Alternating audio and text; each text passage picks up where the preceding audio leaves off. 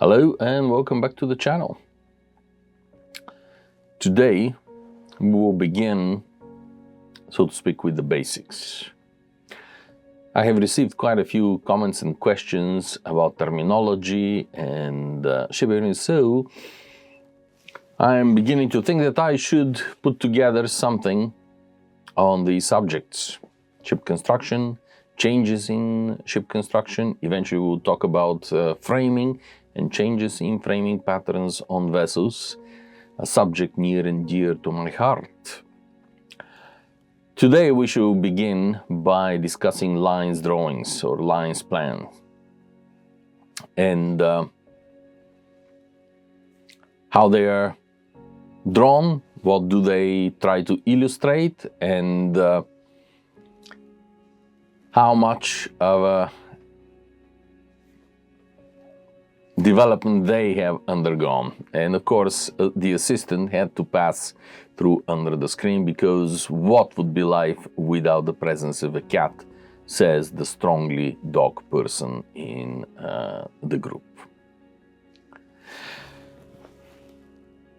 I will use, for the purposes of the exercise, yet again the model that you have already seen in previous videos.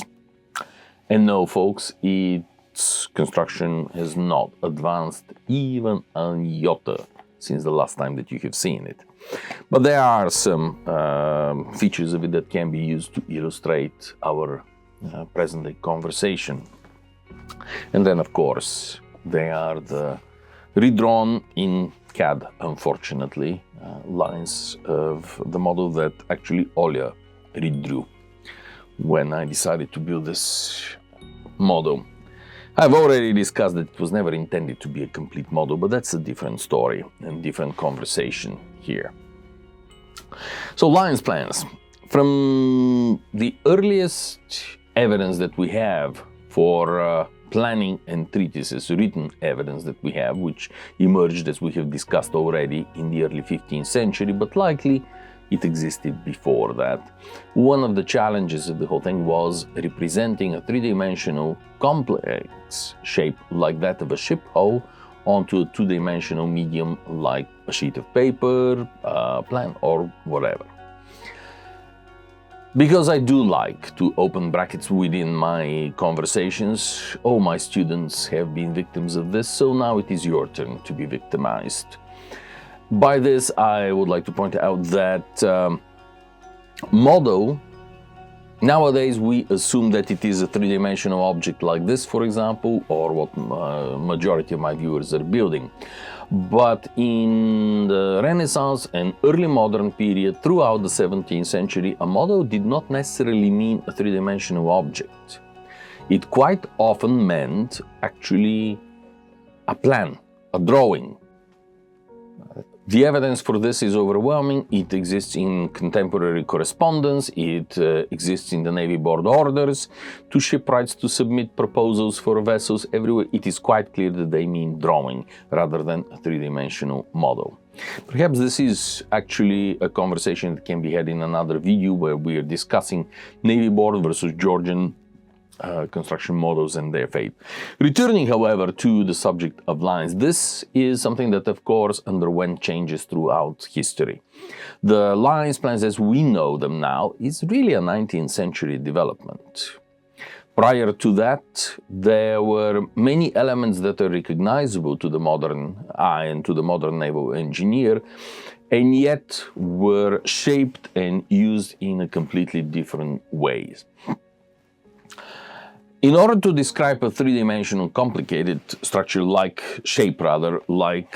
a vessel, we need essentially to make three different views. And the first view is essentially looking at the vessel from the side. This is known as the shear view, from which this curvature of the hull is called, of course, shear line, etc. And as a general rule, the older the vessel, the more pronounced this shear of the line and the wales is. And in some boat building traditions, well, shipbuilding traditions really, like the Eastern Mediterranean, within the sphere of the Ottoman Empire in the early 19th century, this extreme shear line was carried farther than pretty much any other tradition and continued much, much later than in other traditions. The extreme shear, for example, on the wreck that we're excavating at the moment, which was constructed somewhere around 1830, since the timber that we dated was cut shortly after 1829. This means the vessel was 1830, as late as the 1830s, where in the West we are beginning to see almost flattening of the shear, where we are beginning to see flush decks or weather decks in the extreme East, in Eastern Mediterranean, the Aegean Seas, in the Sea of Marmara, in the Black Seas. We continue to see shear lines that towards the stern, towards the bow, are rising at something in the vicinity of 30-40 degrees. Truly extreme. So anyway, this is so much about the shear line. The next descriptor, or the next drawing, is the plan view. That is essentially us looking downwards into the vessel. A number of sections are drawn horizontally.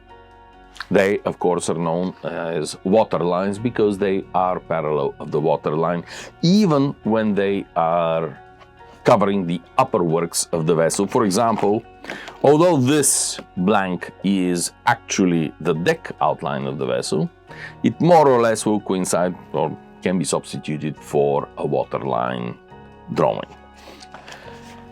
How many depends really on how complicated the shape of the vessel is and how many the draftsman has decided to use. The other two types of lines are perhaps slightly more complicated to explain. Well, the one is quite easy actually to explain, and namely, it is the sections. Usually I try to explain this to students. It is explained as taking a loaf of bread and cutting it at equal thickness slices. This is exactly what the sections of the vessel are doing. They could be drawn in many different ways throughout history. Initially and originally, they really were the starting point of the drawing. You draw the shear line of the vessel, you draw a half hull, and then you draw the midship frame. And the rest of the sections is a modification of the midship section. All of them would be shaped with the help of arcs drawn one way or another. In the Mediterranean, usually the arcs are recorded with offsets, as we have already discussed in the early Italian treatises. In the western part of the continent, in the Iberian Peninsula, in the north, particularly England, they are shaped with the help of arcs. Arcs, of course, are part of a circle with determined radii that are always some kind of proportion of the maximum beam of the vessel, because everything is a proportion of the vessel.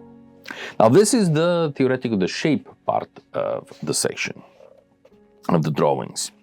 And then there are, if you take the model as is, and you start slicing it parallel to the center line of the ship, these slices, usually 2 to 3, are represented depending on the size of the vessel and again how complicated the shape actually is. These are known as the buttocks lines. As is rather obvious, the 3 combined is what gives us the final, or what is used to describe the shape of the vessel. These lines have to correspond in the 3 projections. So let's discuss what is visible here on the screen. Although it is AutoCAD drawing rather than proper drawing, it is quite good enough for the illustration purposes. In black, over here is, of course, the outline, the keel, stem and stern posts of the vessel, with the center line here being in this interrupted line. The red marking shows the shear line of the vessel here on the shear profile, and right over here on the plan view of the vessel. Usually only half the plan is drawn in traditional vessels. Here the red line, the red section is the midship frame, the largest of in area frames of the vessel. And in blue are the water lines, the horizontal sections through the hull. In magenta are the buttocks lines that I described, and in this case, in this vessel, there are only 3 of them, which more or less is standard. I have seen drawings with more, and I have seen drawings with fewer, but usually 3 are quite enough to describe the shape of the vessel. Before we continue with the detailed description of the yellow line, which is one of the stern frames of the vessel, let me point out that there is a convention for drawing lines. Ships in architecture are drawn, ships, boats, yachts, whatever, are always drawn sailing east. That is to say, the bow is pointing to the right-hand side of the illustration. As a good Bulgarian, I should point out that there is an ongoing joke in Bulgaria that nothing good has ever come from the east. In the case of Bulgaria, to the east is Russia. So obviously nothing good has ever come from there. Returning to the drawings and slightly less politically charged conversations, that rule frequently is broken by archaeologists, because we always draw the side of the vessel that is better preserved. It is very rare for both sides to be equally well preserved. Most ships do not sink on an even keel. Most ships are not evenly preserved. Obviously, there are exceptions to each rule. Vasa comes to mind, being completely preserved. The Cape Ordovisa shipwreck that we are excavating at the moment survives to the deck. So in this case, we can choose either way. We probably will, well, I will probably be drawing it sailing east because this is the tradition. But other vessels, Mary Rose, for example, we have only the starboard side, so probably should be drawn sailing west, etc. Having explained this, let us return to the line. If you follow the yellow lines here on the view, they are showing you the projection, how the intersections on the body plan, this section here is the body plan, where the frames are seen in section. The body plan intersections between water lines and the frame match perfectly and have to match the top view of the vessel, that is to say the plan view. They also have to correspond to the position on the shear profile of the vessel. And although here the lines are not traced to illustrate, they also have to match the intersections between the water lines, the section, and the buttocks. So the point here that intersects the water line and the buttock ought to match perfectly the respective buttock line and intersection here on the body plan too. And that is where the exercise becomes truly entertaining, and it is an exercise of patience. When I went to archaeology school at Texas A&M, Professor Fred Hocker was teaching us to do this by hand. And this was one of the major projects, the term paper.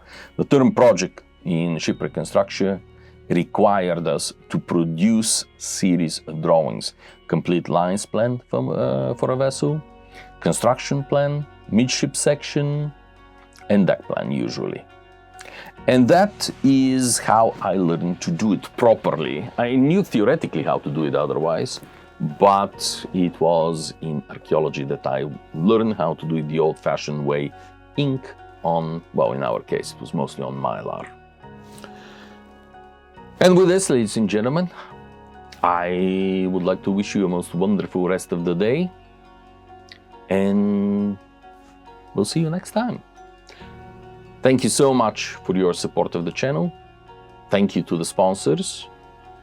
A big, big thank you to the sponsors. And thank you to all of you who comment, like, and discuss. I will do my best to answer questions, but a fair warning, from here onwards I'm entering the field season for the summer. So my access to internet is going to be limited, and also the time that I can dedicate to being online is going to be very, very limited. We'll produce some videos ahead of the field season, but I may fall behind answering comments. So thank you again for watching. I hope to see you again.